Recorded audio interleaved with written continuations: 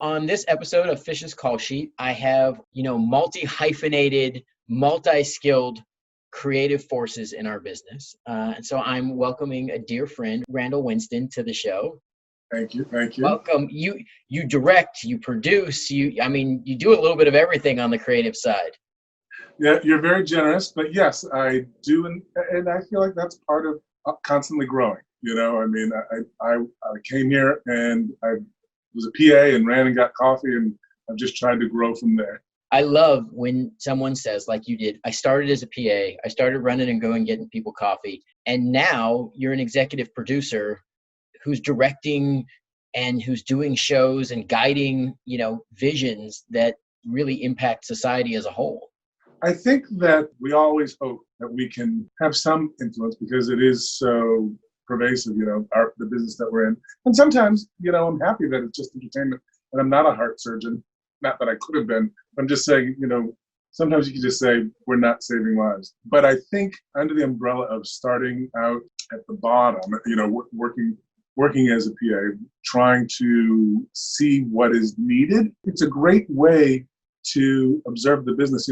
When I first got here, so many people used to say, oh, I fell into it. And it didn't make any sense to me but this is a business that encompasses almost every other trade or business. I mean, there's entertainment lawyers and entertainment doctors and as well as actors and directors and writers. And so getting in the nitty gritty or the bowels of the business and seeing what is possible, knowing what you don't want to do is as important as knowing what you want to do. And philosophically, like I say all the time, I'm still a PA. Like, if I'm on set and I think there's something that needs doing, then I'm down for how to get that done, not about trying to silo things out. You're one of the most fun people to work with. And I feel like, having worked across this business for 30 plus years, makes me old. It's amazing. You never lost that joy and that magic, and you bring that magic to every level. It's a great lesson, and it's a great reminder for me, like as somebody who wants to move forward and executive produce at one point, to watch you do it, but do it with a joy and a way of making your sets fun, and people are working hard. I would say that is one of my favorite things about working in the business but it's a give and take, and at any given time, there are 100 and something people on set, right? I mean, and usually when you have visitors who are not in the business, people look and think, how in the world do all these people have something to do with making 22 minutes worth of entertainment? Right. But what's great about that is that you can have no better set than when everybody thinks their job is the most important job.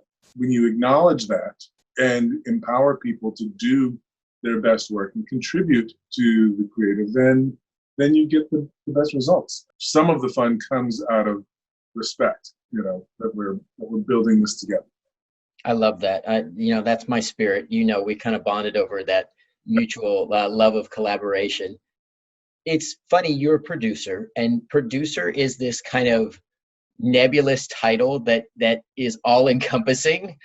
Yeah. And it's so fascinating in our business because what a producer does from show to show can vary, just greatly and everything. But maybe for people at home, can you give kind of a rundown of maybe what a producer does, and maybe give us some ideas of levels, like associate versus maybe consulting and then executive? Absolutely. I usually say when we're going around the room, it's I'm the chief babysitter and bottle washer. But I do think one of the things that's confusing in television in particular is that a lot of the producer titles are writer titles. And that happened as a result of the writer strike in the mid-'80s. The fact is that now, consulting producer is a writer. It's usually a writer who's not there day to day, but has a guiding hand or a helping hand in writing. Supervising producers, writers go from staff writer, story editor, usually sort of a supervising producer title. There's a producer title in there, executive producer, co-executive producer. All of those people often are and could be writers. Associate producer in television typically means the person who runs post. They go from post supervisor to associate producer. Sometimes they become producers, depending on how complicated the post is on a show. I was an associate producer.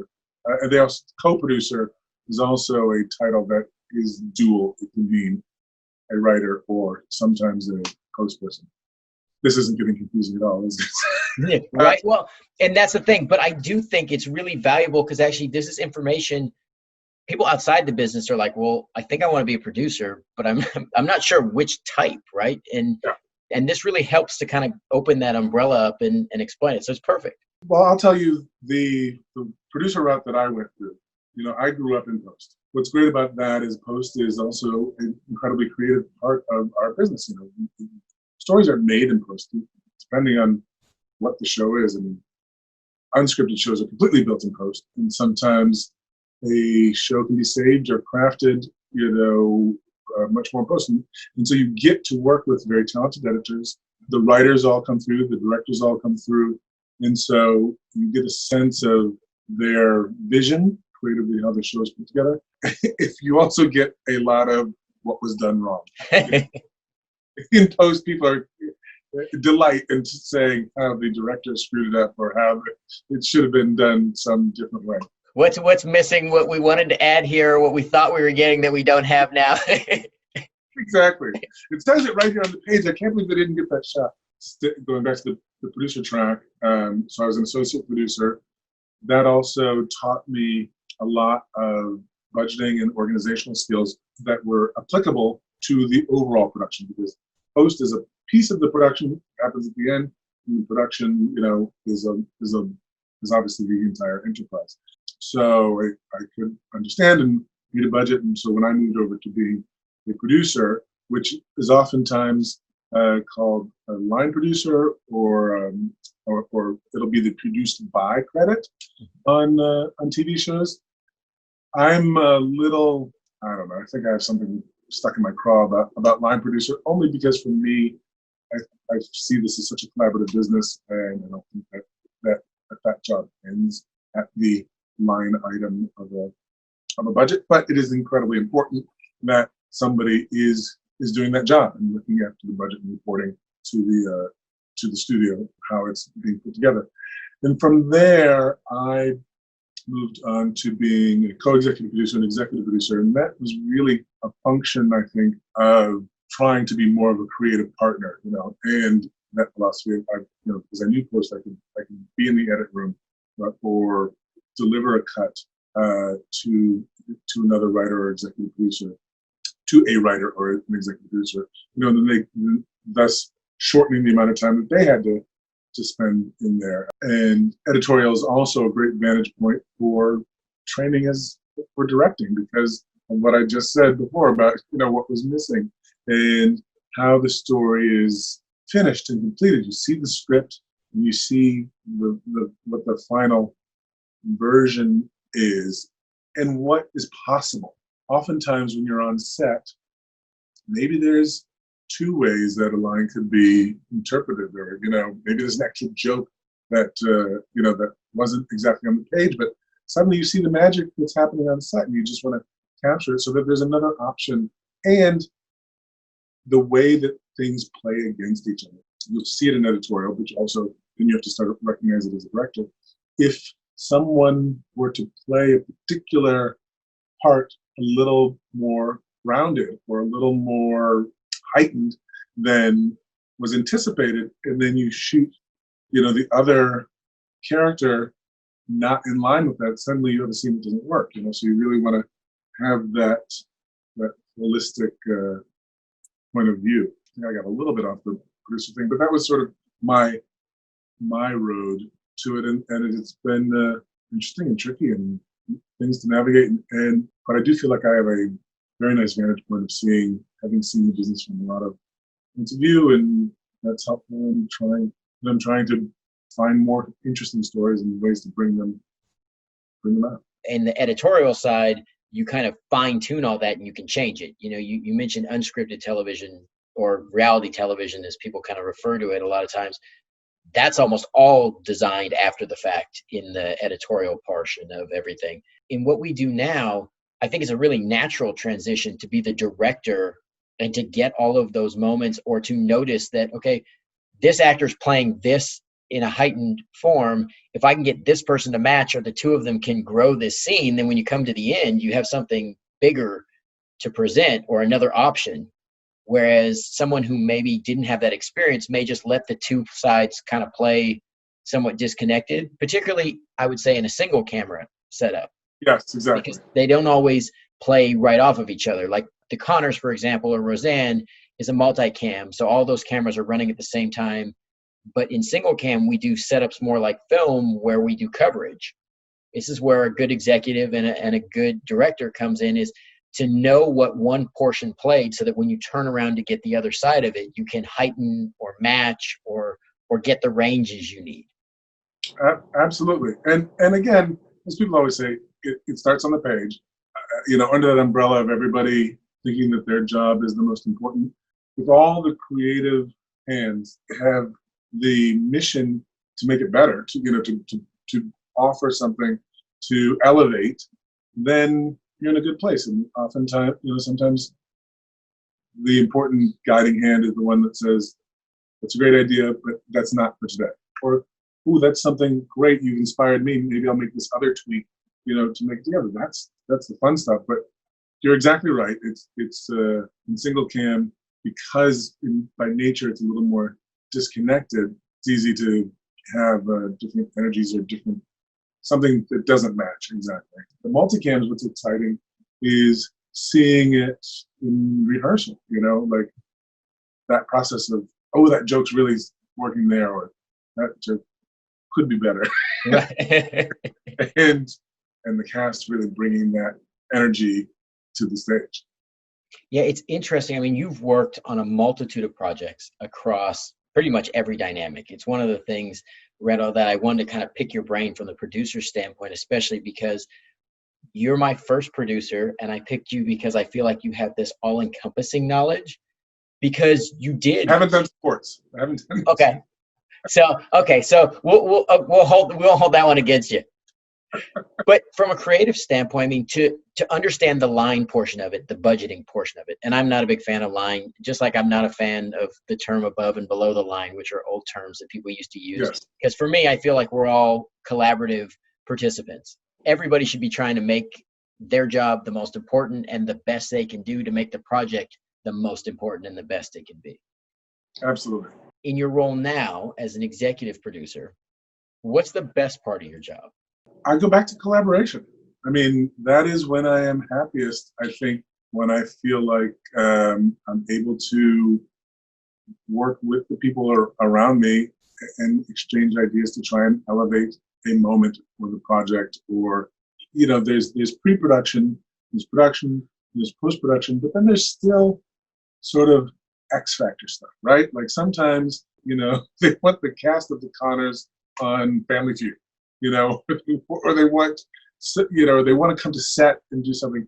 All those things are not equal, but some of them are really important, because that either the fans will appreciate it, or that it's going to get you, some important exposure at the right time, or that somebody's voice that's part of your team that hasn't been heard as much as maybe it should be, like that person needs to have the opportunity to go out and be on Kimmel. Like there's 100 different micro things, I think, that are part of the canon of having a show that you also want to serve.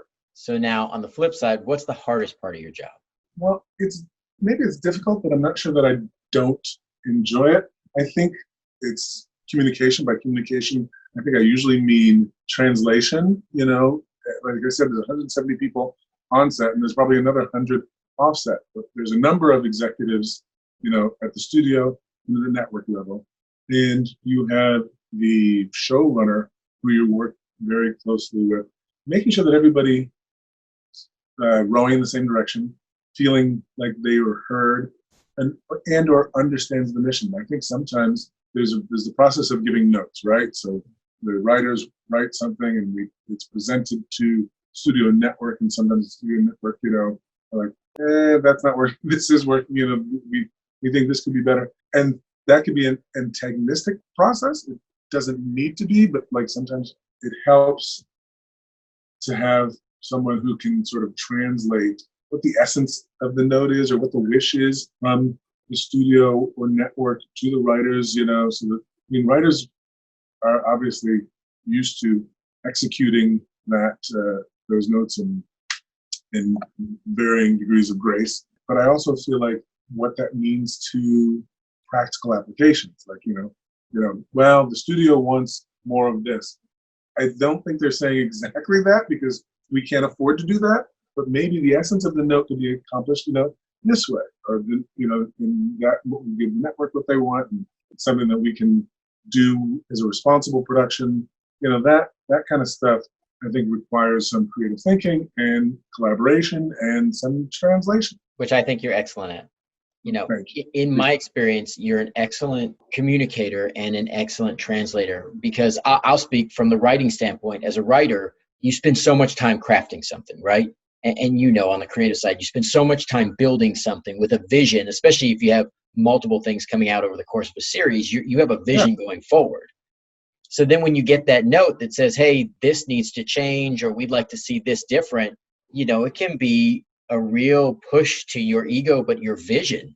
Yeah. And so you have to be the kind of writer, like, I think, because I grew up as an actor taking notes and in a business where everything changed so fast because we were so rapidly evolving on our show. I'm not particularly sensitive about notes, but that's a hard thing for a lot of people. And sometimes you really have to fight for the thing that you feel is important. And there's a lot of great shows or shows that didn't make it. And the difference is that somebody fought for the right thing at the right time. But I think part of it is too knowing it shouldn't be a fight. It should be a collaborative thing where we're contributing ideas to get to the best point. And I think that's something you do really well. Thank you. You're exactly right to have that philosophical place as a writer. And I know you write a lot. Yeah, quite a bit. But I think write your passion. So I have a lot of passion. I love this business. I have a lot of things that I want to bring forward. And that's a great gift of an opportunity because I'm not limited by what I look like as an actor. And I like to write stories that aren't designed for me. And I think that expands my world. And I think at times having a little bit of access in this business to try and share stories where people previously may not have had the access, I think is important. And I think that's an opportunity. And then the important part is to make sure that you're including people and expanding your world and doing through inclusion, telling stories that really are authentic by knowing that you don't know everything. Yeah, I think that's huge. I mean, that is a lot of the conversation around the diversity and inclusion for our business. It's interesting. It's an interesting little piece because having the experience and having an access point for the audience are tied, but haven't always been honored, right? Right. So a story about a Black woman being told, written by a white guy and doesn't have any Black woman in the room. I mean, it is a version of that story, but it doesn't include the voice it should be. And I think that's the thing that hopefully is happening more now because, if you have executives that recognize that, which there needs to be more, if you have creative people that understand in the process of building the story, like, okay, that's not my experience, but your experience is, and your voice is valuable and important to that. And I trust that is enough because the royal we, all of our experiences are diverse enough that enough people are going to identify with it. Right. That it is going to be a valuable way. Well, I think from a creative standpoint, you have to have people in the room who have had at least close to the experiences that you're trying to portray. If you want to be authentic, you have to have some people in that room who've had that experience. It's really hard. As a male, I can't have experienced everything that a female has experienced. I can't have experienced every part of it. And that's the beauty of a good writer's room or a good creative group is we shouldn't all come from the exact same backgrounds or have the same experiences, because then we're missing part of the world. 100%. And then the flip side of that is to really find, and this is something I try to do in my writing, is find the places where at our core, most people have a lot of the same things that they're fighting for or that they want. And some things are somewhat universal experiences. You know, as a parent, we're both parents. You want to provide for your kids, but at the same time, you want to teach them to be independent. And then at the same time, you want to give them opportunities that you didn't have. And then at the same time, you want to hold them accountable. So, and I think every parent in the world has experienced that. And that's the thing where you're like, did I do that right? Right. And so I think it's good. Is the other thing that all parents have felt. Did I do that right? Right. But to also, again, as a parent, one of the things you do as a parent that's really valuable is to turn to people you respect and say, what do you think about this? Or have you dealt with that? Because somebody may give you brilliantly, and it's usually simple, brilliantly crafted advice that you can't have because you either haven't been there yet or because you're thinking about it. Sometimes you're emotionally attached to it as well. And I think that helps to be emotional attachment helps in some cases, and in some cases it clouds judgment. And I think that's one of those things too, is same thing in a writer's room. Sometimes I may want to hammer something so hard because it's something that really bothers me, right? But that doesn't do a justice to an audience who may not be able to receive it that way. You can't hit them over the head with a hammer because then they're too busy worrying about why it hurts and what's wrong to go with you on the journey. And, you know, that's a fine line from a creative standpoint. I want to say this, but what I really need is I need an audience to experience this with this character. Yeah. Because saying it's not really the thing that is transformative. I think sharing visceral experiences is what's the imperative, right? That's the authentic part. I think everybody's been an underdog at some point.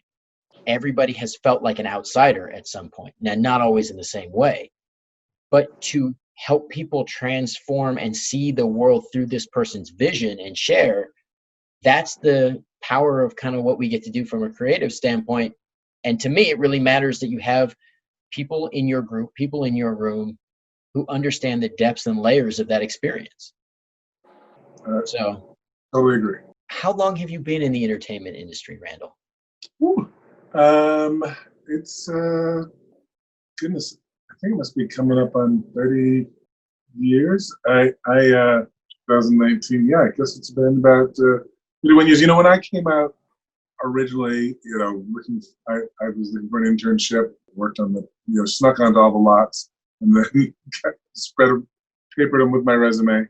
My first internship was the fall of '88. It's about the same time. We started about the same time. Yeah, how about it?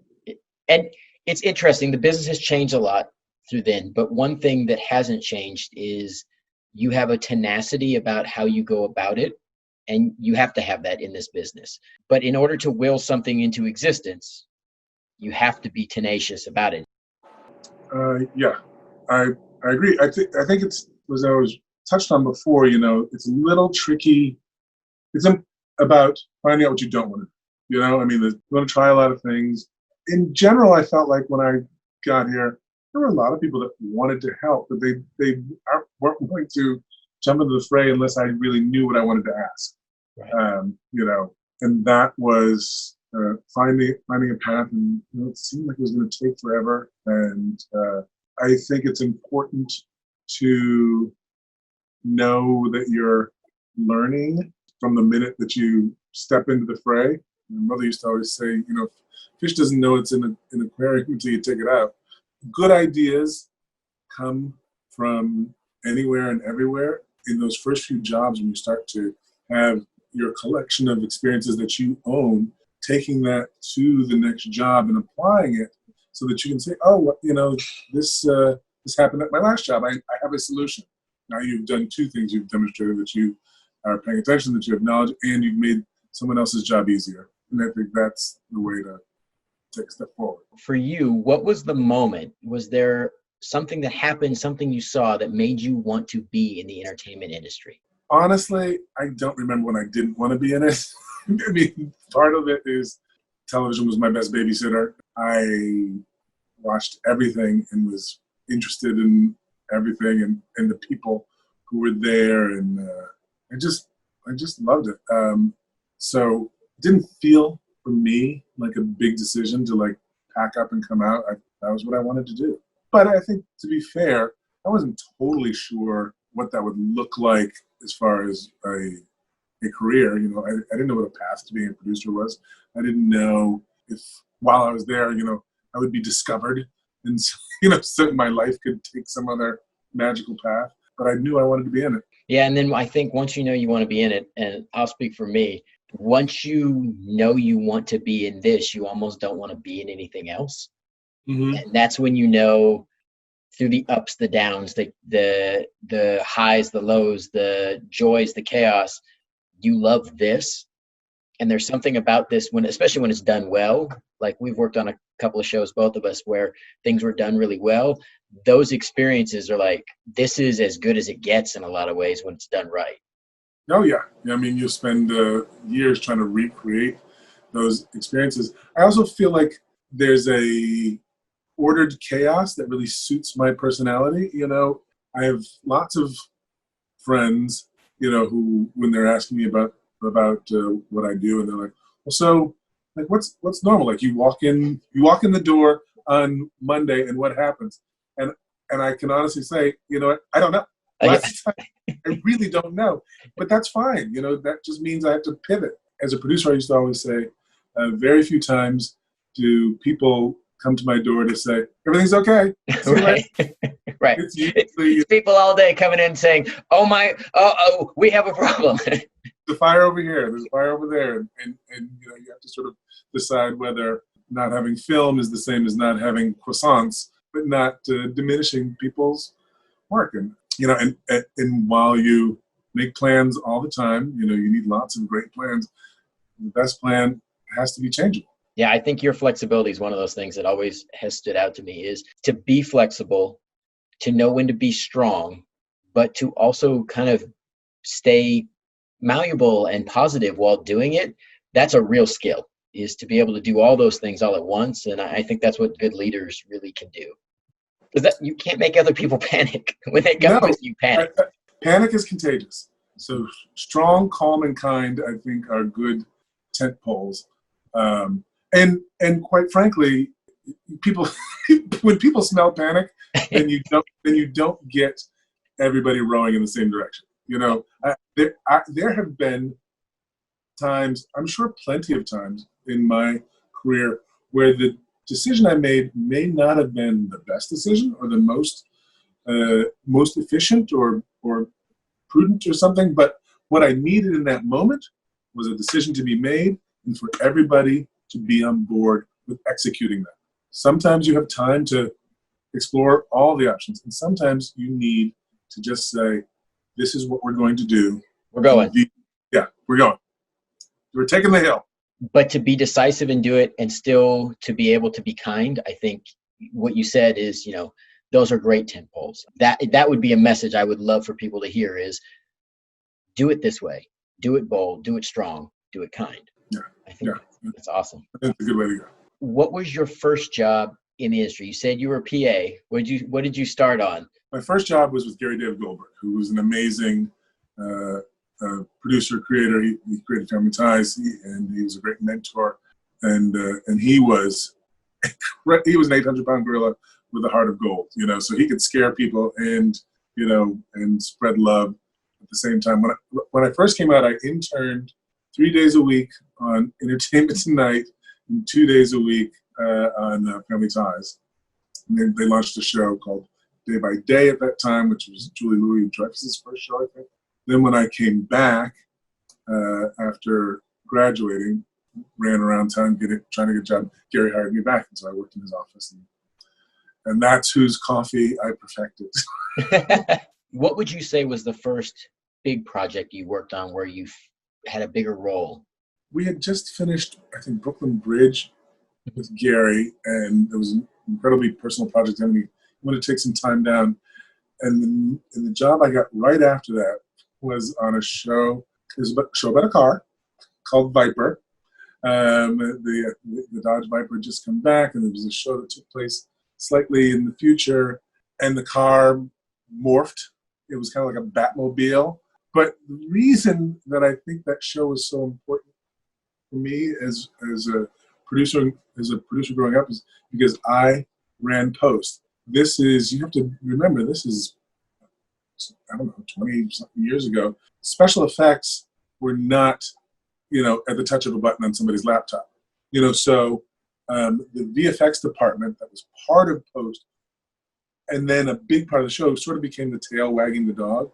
So we had an executive producer on our side that was in charge of all of that, whom I worked for. So in designing that department and working with super talented people and in trying to design a workflow for getting those effects done, and they shot nights, and I'd be getting calls at crazy hours in the morning, and then getting up in the wee hours to go make sure that the effects were getting transferred. We had to do them in like 3 different colors because it was a lot. It was a lot of responsibility and a lot to do, and also working closely with the editors. And I feel like it gave me a lot of confidence, just like, oh, okay.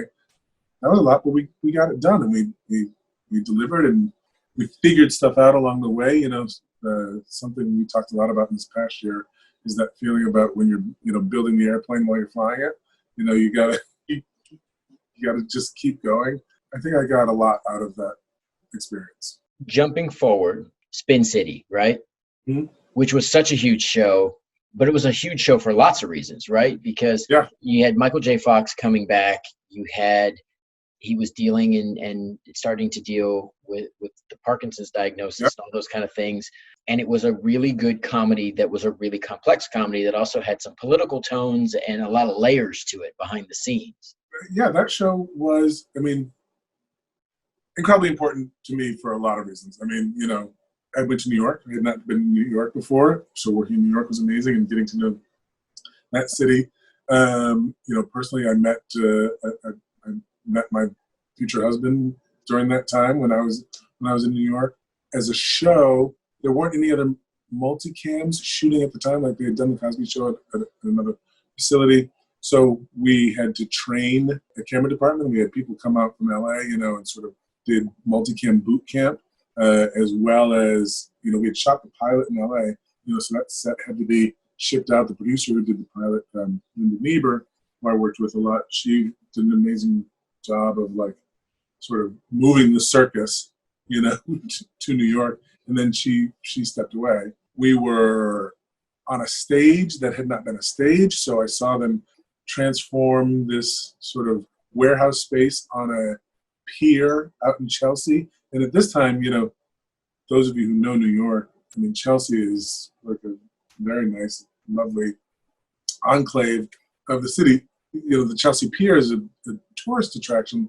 At the time that we were there, you had to tell the cabbie how to get there. Like they're like the people are in there. And then they took you and went, "Are you sure? Are you sure that are you good? I'm gonna let you out here. Are you okay? I'm gonna leave you here, so you better be sure." And yes, I got to work really closely with Michael J. Fox, and New York was it was different from LA. The Teamsters were definitely different in LA. Yeah.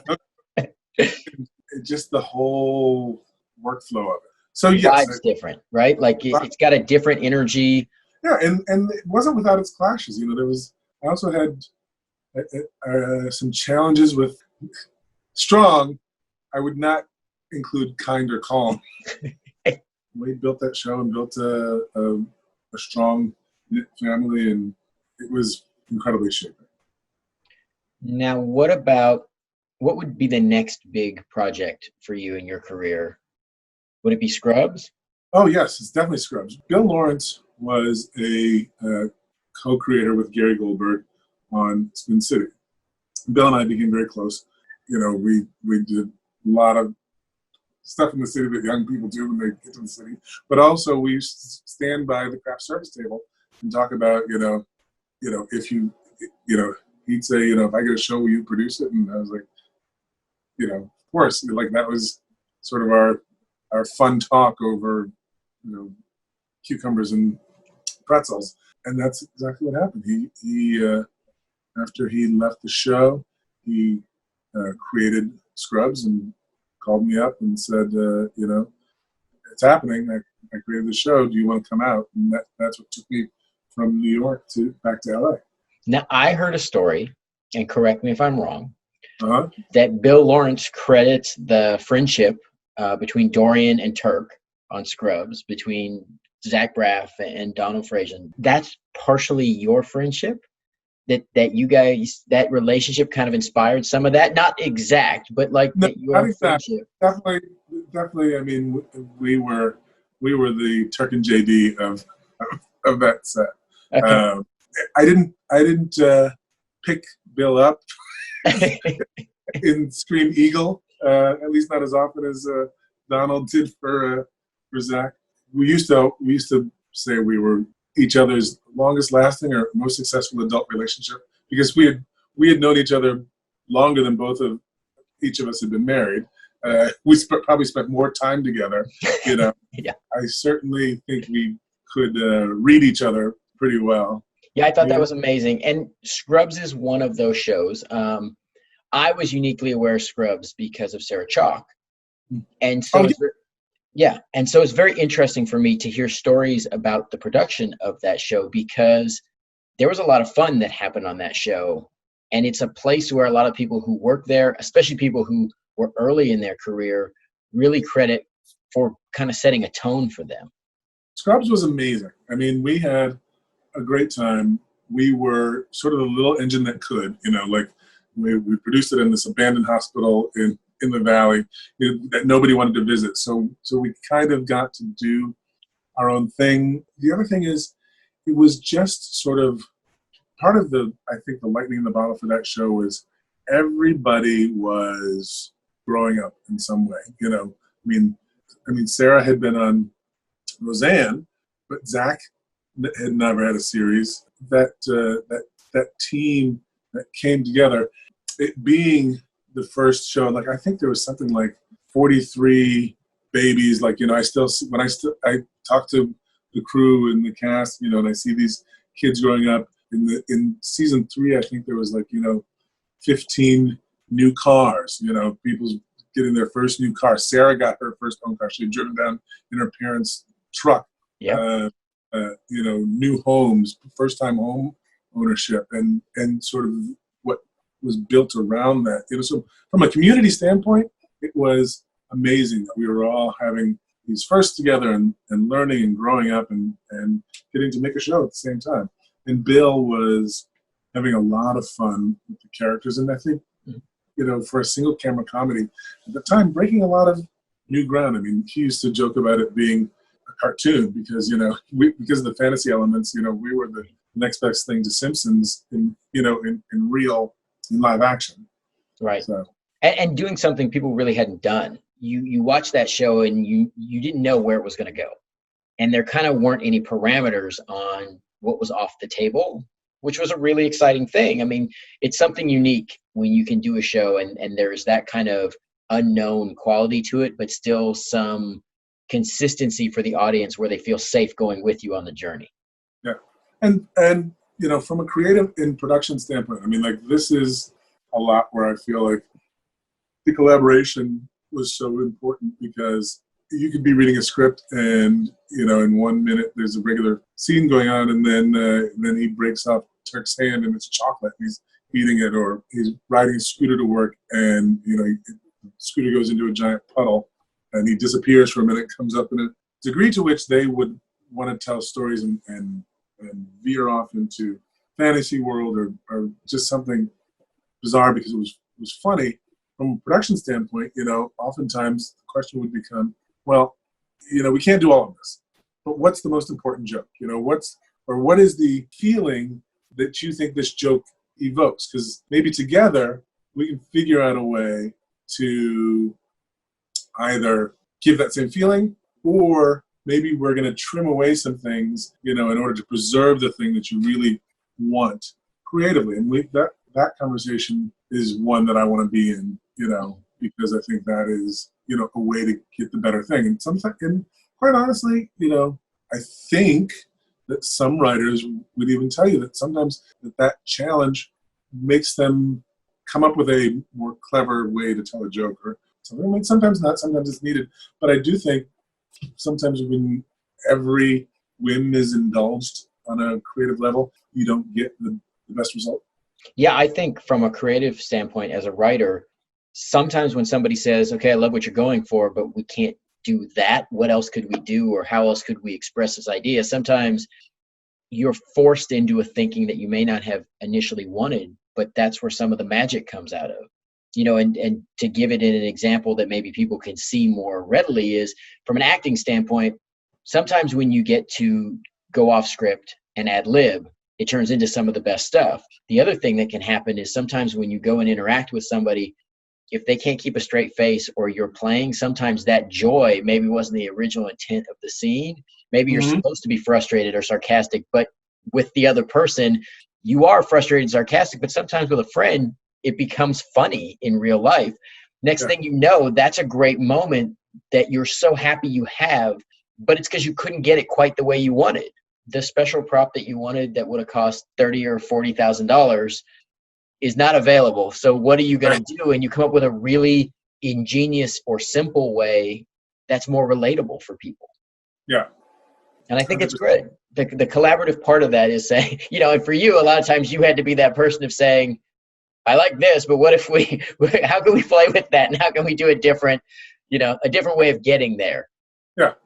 I think that too many people grow up in the business thinking that the person who says that is an opponent. Right.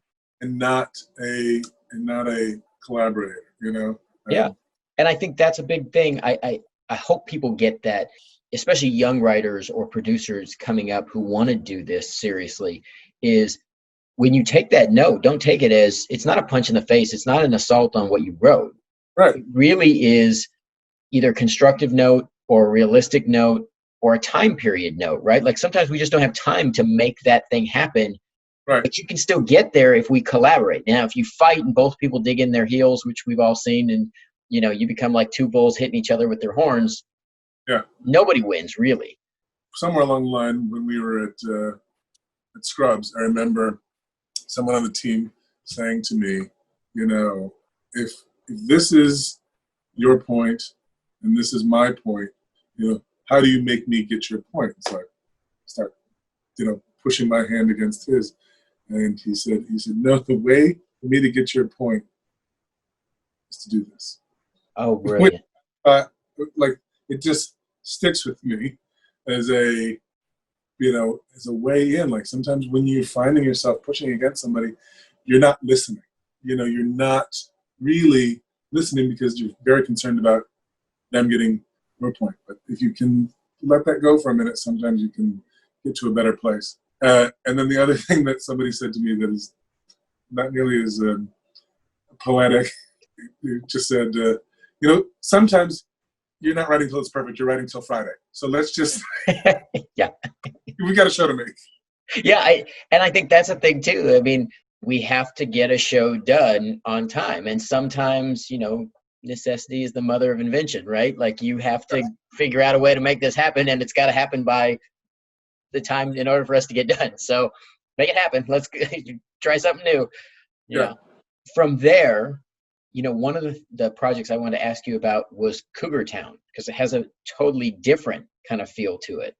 Mm-hmm. And that's another big project for you. And that project, correct me if I'm wrong, you started moving a little more towards even more creative stuff, right? Yes. Well, at that point, Cougar Town was another Bill Lawrence project. We had incredible shorthand, and it was very easy and organic, way of working. We were doing that. We were doing pilots together. It was really one company.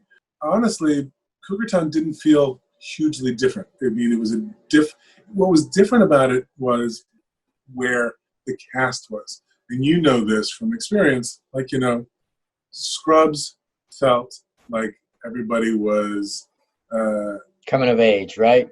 of age. Exactly. Yeah. Courtney Cox had already been on the biggest show on the planet. Krista Miller had been on another gigantic show, Drew Carey, as well as having been a model, and she happened to be married to Bill. Busy Phillips had been on Dawson's Creek. Our three top women on the show came with, I think, a level of expectation, and experience, that just changed the DNA of making that show. And that's not a judgment of good or bad. It's just it's a reality. And that's each show takes its own tone. Yes. There's something special about rising up, like Scrubs, where it's a lot of people who are newer or younger and are rising to the occasion and are coming into their own. Right. And then in Cougar Town, you're dealing with a group of veterans who have a lot of experience, who just bring a different energy. This is for some, it's the next big moment. For others, it's a breakout in a new direction, but it's a more mature, experienced group. Right. And honestly, like I could point to Grace and Frankie as well. Grace and Frankie, I'm working with legends there. And, once again, what they bring in, what they expect is different. And it changes the alchemy of the show in that we had certain people on staff, like, the DP he'd come off a show, but he'd also done a lot of features. The prop master was, I think, the first woman in the prop union. I think Jane and Lily felt like, this is somebody who we want on the show. Marta Kaufman, who had produced Friends. I mean, it's along everyone's journey in this business, depending on how much say they have, there's people that they want to bring to the party, And when you work with movie legends, some of those people are big people, which, don't normally do TV. So that comes at a cost, and that and expectations have to be managed about what's doable. And there's a learning curve. I mean, whenever we go from one area, like I'll tell you, I've worked across the board on a lot of stuff. When you go from multicam to single cam, there's a difference. And people who do a lot of one or the other, the flow is different. And then from one place to another, and then size and scope. And for some people, especially people who go from features to television, there's a transition of how things have to get done in order to get things done effectively. And there's a learning curve there, even if you're great at what you've done in one side or the other. And that's not a knock on anybody. It's a reality that it takes time. And, so it's great because you get great people, but even they're learning at that stage in their career in bits and pieces. Yep. Now, you directed on Grace and Frankie, right? Yes, I actually directed on all those shows. I directed on Scrubs, Cougar Town, and Grace and Frankie. Grace and Frankie, I think maybe a little bit more, and it was, again, for me, it was an awesome experience. Also, can be incredibly intimidating. I tell people all the time, like, I could dine out on a month from getting a compliment from Jane Fonda. I could also become suicidal if she's like, that's a terrible note. And you have to go give notes. Yeah, I don't know what I was thinking. I should not have gotten out of bed this morning. It's a failure.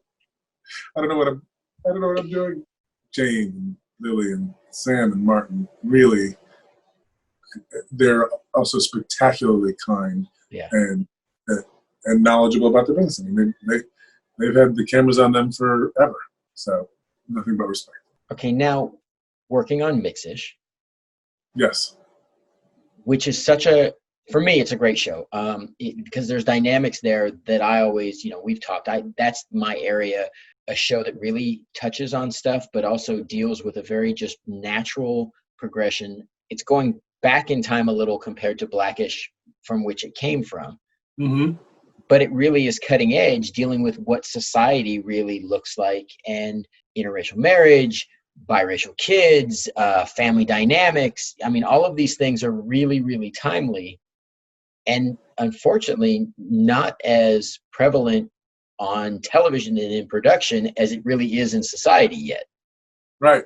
Kenya was fond of saying when the show was coming into existence, that this was, the superpower of the show is being able to really look at things about today, but through this retrospective lens.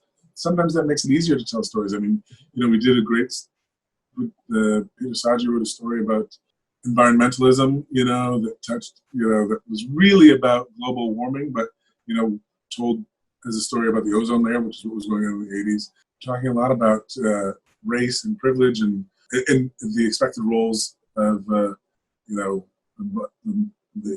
our mother is a working mother and our dad is a stay-at-home dad.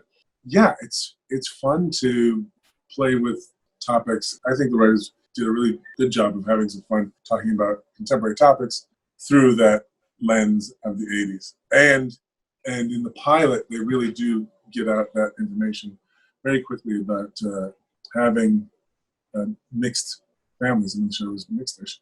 Went from being illegal to being a gigantic part of our global society. Right. What is one of the strangest things you've seen on set over the years? We don't have to use any names. We don't have to get anybody in trouble. What's something strange where you're just like, especially as a producer, because people are running the office saying, I don't know what to do. Oh, man.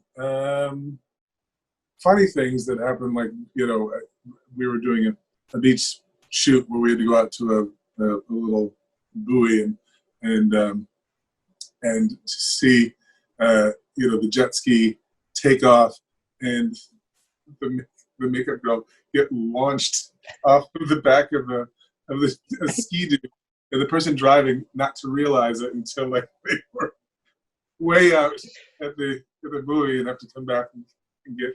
A couple of things that were fun were when we were doing Undateable as a live show.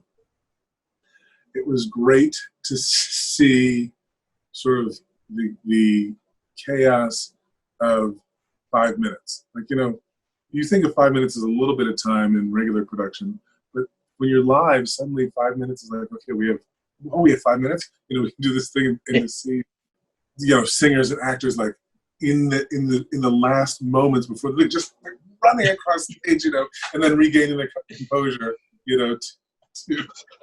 yes, exactly. Live production, I did a live talk show for like a year and a half, and just to watch people count you in from commercials. Mm-hmm. Everybody's like, oh yeah, I'm fine. Oh wait, I forgot. And then they like run around and go crazy, and then they come back, and then everything's like, oh, it's the end of the world. Like, no, yeah. It's okay. It's okay. Yeah. What's a moment or two that you couldn't wait to come home and tell your loved ones about? Scrubs. There was a moment when Dick Van Dyke was guest starring on the show, and Donald Faison, who had a guitar, told him that when he was a child, that his mother used to sing Hushabye Mountain, which is a song in Chitty Chitty Bang Bang. And Dick Van Dyke, took the guitar and sang the song, and the set came to a halt, and everybody just enjoyed that moment. Yeah. I had something similar happen on a Grace and Frankie I was directing, and Peter Gallagher was there, and Jane and Martin. I can't call her name right now. She played the Goodbye Girl. Marsha Mason. All of whom have been at this for a while and done Broadway. And Peter's a great storyteller, and starts talking about a show he was in. And it was night, and we were trying to get this shot. They didn't go back to their shows. They all broke into song around this table. And in this case, I was directing, so I was like, I want to stay here and watch, but I have to go prep this other scene, But it was just cool. I think most of the time, the things that I get excited about that are just like cool things. Like, at the end of the day, when you get to work with people who helped, shape your childhood, or at least your pop knowledge or classic movie knowledge, are there, across the table or standing on set with you, and an organic moment happens and you get to share that. It's cool.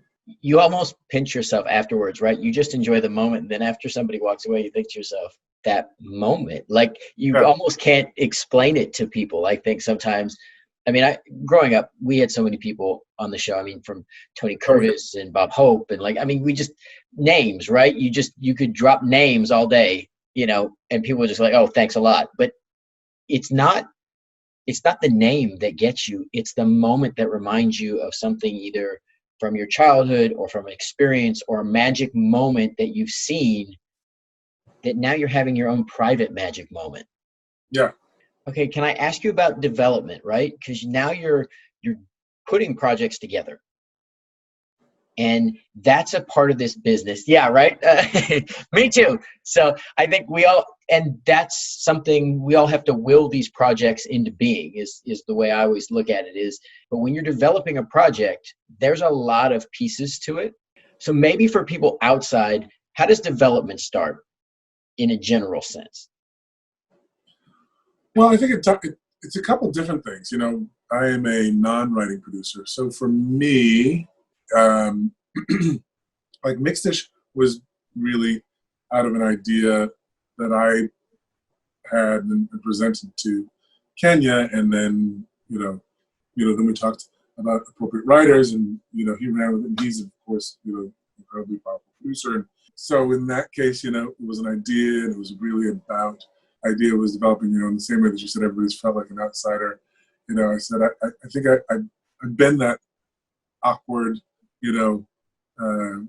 12-year-old girl trying to find her way and not sure about the world around, like for me, being a kid from the Midwest, and we're the only black family in the neighborhood, and feeling like there might be some coming out in my future, and how is that all working? All of that sort of was inspirational to me about a Wonder Years type story. And then I had a conversation with Kenya about that Tracy's character that he had already created was such a great way in to tell a story like that. And Peter Saji, who's biracial and executive producer on the show, had a lot of story, a lot of that authentic voice to put into the story.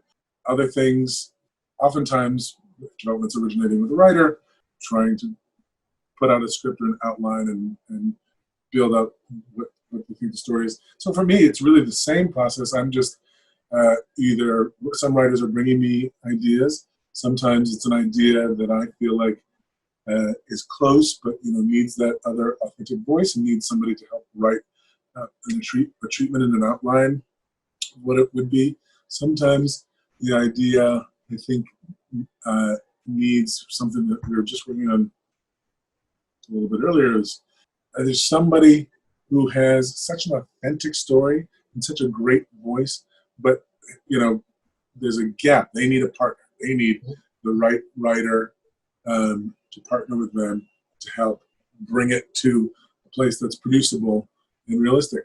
And so that's happening. I'm working with a comedian who's run shows before, and we're pairing her with a drama writer. We've got someone whose authentic story we told. Another one I think needs an actor attached, because we've got the story and we have the voice, but I think we need a way for somebody to attach it. To connect a face, connect a being. And it's interesting. They all get kind of developed slightly different. Yes. And I know for me, from a writing standpoint, the thing is, you can't be blocked or closed to what may be the best path for a project, because they all take different shapes. Yeah. Sometimes you need that lead face or two maybe actors that have the right dynamic together that make it easy for people to relate or picture. Yep. Sometimes you need, maybe you're a good writer or you have a good idea, but you need a showrunner, someone with experience who has already demonstrated their ability to deliver and has an ability to connect with this area, right? Whether it be comedy 100%. or drama, right? And then for other people, maybe you're the showrunner, but you need more authentic voice to this particular project.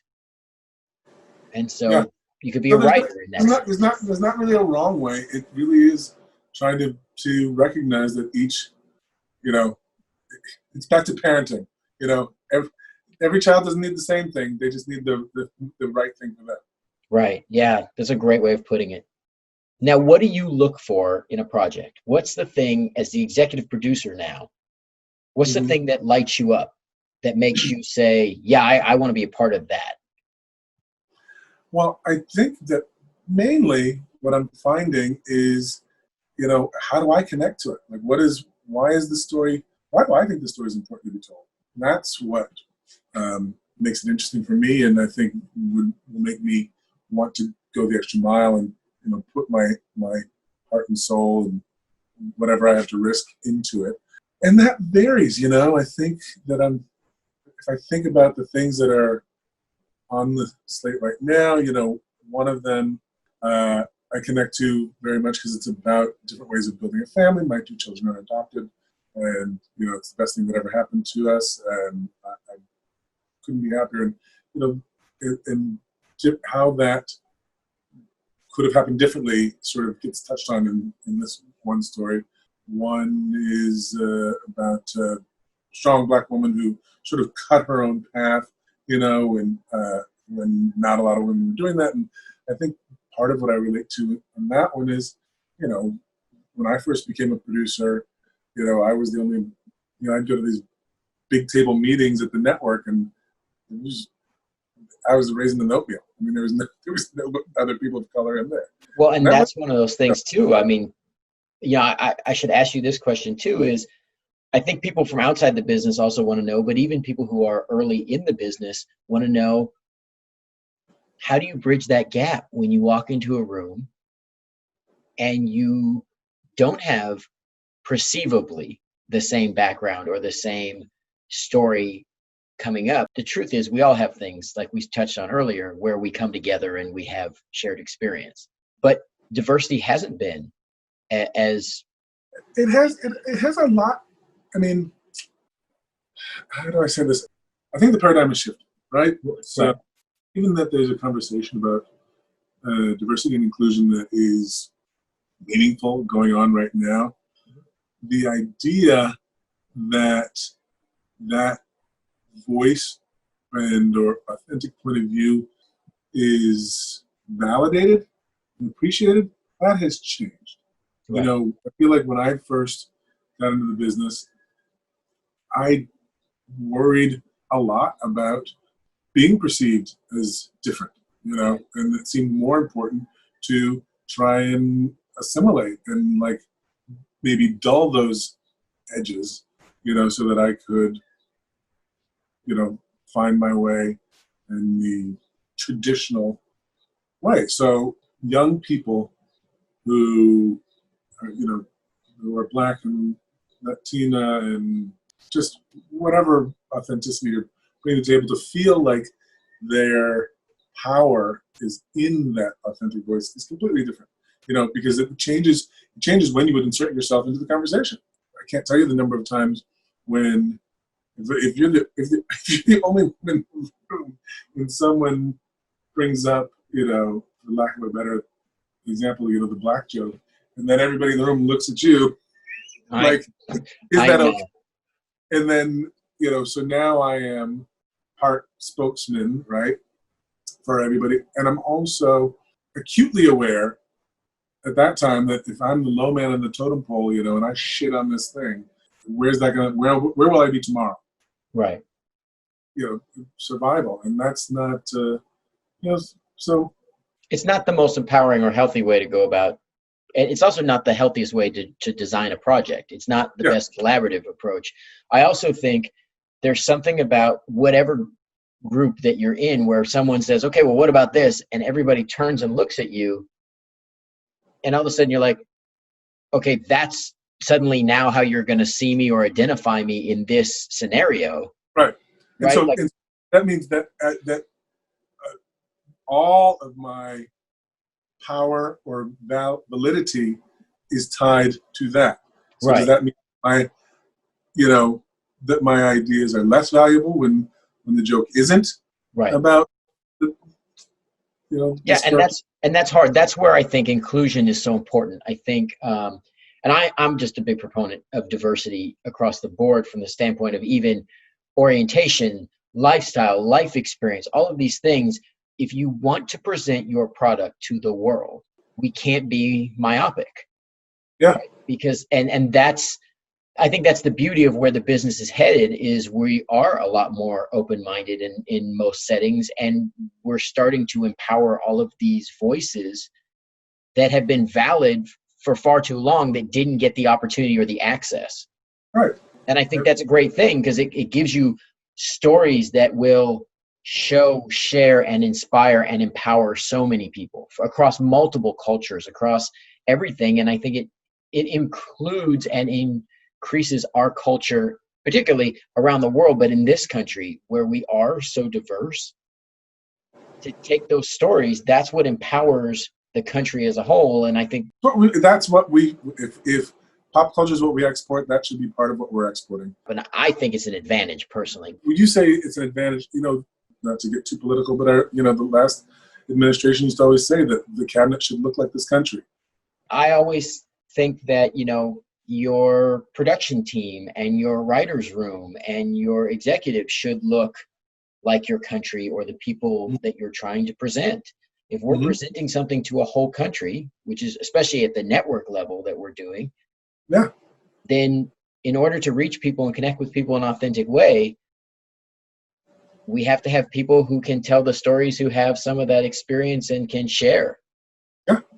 And, this goes back to the thing about when everybody looks at you in what it's like, nobody wants to be the spokesperson for any part of their life, because if you're knowledgeable, you realize I don't have the answers to every portion of this. Exactly. We're not all the same. And it doesn't matter what group, right? Like, two siblings, you can be identical twins. You don't look at the world exactly the same. Your whole life's not the same. And going back to the parenting example, I have multiple kids. You have multiple kids. They're not the same, right? No. And you try to do the rules and the main portions of things. Standards have to be the same as a family or whatever, but they're not the same. And you can't have it be exactly the same, because this doesn't work that way. Yeah. And projects are no different. Yeah, it's true. I have my kind of final run of questions. So you ready? Yep. All right. What's the first thing you look at on a call sheet, Randall? My name. And the call time. Okay. What's the last thing you want to see on a call sheet? Ooh, I don't like to see the call be too late. Okay. Then especially on a Friday, then it turns into what people call Fraturday. Yeah. Nobody likes Fraturdays. No. All right. What's your favorite thing to see at craft service? Last year it was ramen. Oh, okay. But craft service is going to be all different. Of course, there are very few things I'm happy to see at craft service. And I like those little peanut butter filled pretzels. Okay, now what do you hate to see at craft services? Well, it's usually very specific. Like I love especially if it's a little chilly out, I love soup day. Okay. But I don't like the matzo ball soup that they bring at craft service, because the matzo balls are too hard. So I end up skimming the broth out and maybe mixing it with a split pea or something. So it's usually like a version of something that's there. Okay. How do you define success? I would define success in a project. I would say success for me is having a good collaborator in a project that you care about, in the grander scheme of things, sort of the obvious things about being able to have a career and see my family healthy and happy. All right, Randall, how do you measure up to your definition of success? I'm doing all right. I think so. I think you're doing awesome. I watch how you grow and move through things. I think you said certain things earlier about strong, calm, kind. And you talked about really kind of being focused about what you do and going after what you want, but knowing how to translate for people and communicate. And I think you do those things at a level that is really special to me. And it's one of those things, it's one of the pieces of you that I try to steal and try to learn from. Thank you for saying that. very kind and very inspiring and humbling. You make it easy. I appreciate that. All right, what's the one thing you want on every set? Can it be an emotional thing? Yeah, yeah. It can be anything you want. I want inspiration and passion are sisters in my mind, and I love it. I love it when a department head comes to me and says, I saw, like, on Scrubs, I remember somebody saying, this character that they created, seems like they're sort of got this country vibe, like, can I please do a mullet? It was like, oh my God, I love you. I love that you read it and you thought of that. I love it when, the DP is like, this feels like a little bit more moody than normal, do you mind if I, give it this extra oomph, or I think we could tell that piece of the story by saying that I get excited when people are excited about the work. Yeah, me too. I come to work every day loving it and excited and looking for the collaboration, looking for the joy and the next experience, because every day is different. It's one of the things I love about this. Yeah. So, inspiration and passion. I think you should come every day and something should inspire you, and you should try to inspire someone else with your work and what you're doing and how you raise your level. And everybody should come with a passion that is an enthusiasm that borders on obsession. Yes, and you'll get something special. First thing that you wish you could eliminate from a set? Usually something political or what I perceive to be petty. Yeah, anything that gets in the way of being cohesive and collaborating and working, right? Yeah. All right, what's the best gift you've gotten from working on a project? I think it was a bicycle. Oh, I loved my on Scrubs. Yeah, and you know what? Part of the reason that I loved it is that everybody on the crew got bikes that day, and then we went on a ride together. Like we rode around the neighborhood, a big parade, and we did that at lunch for about a month. awesome. Again, the unity, right? Like Yeah. the collaborative community.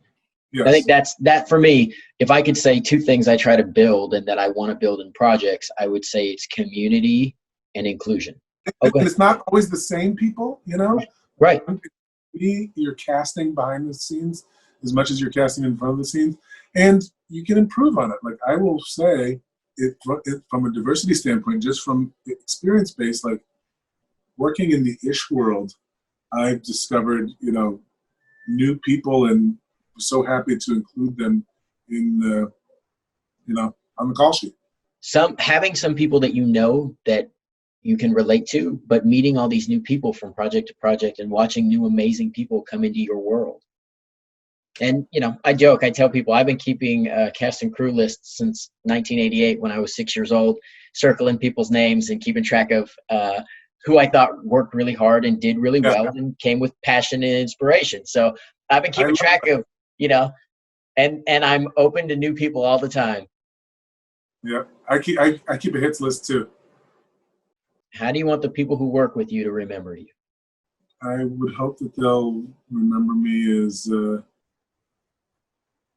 strong, calm, and kind, and fair, and a good collaborator. I want them to feel like and know that that I was committed to collaborating with them to make the best thing we could. I love that. Man, I love that. What is the legacy that you want your loved ones to take from your life? Well,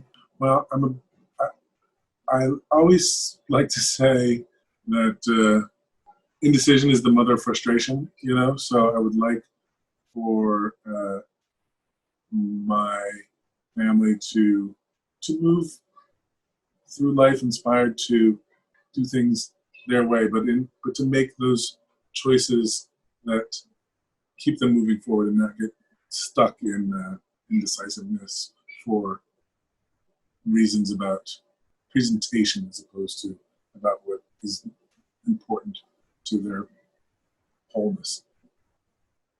Thank you. Because that's brilliant advice.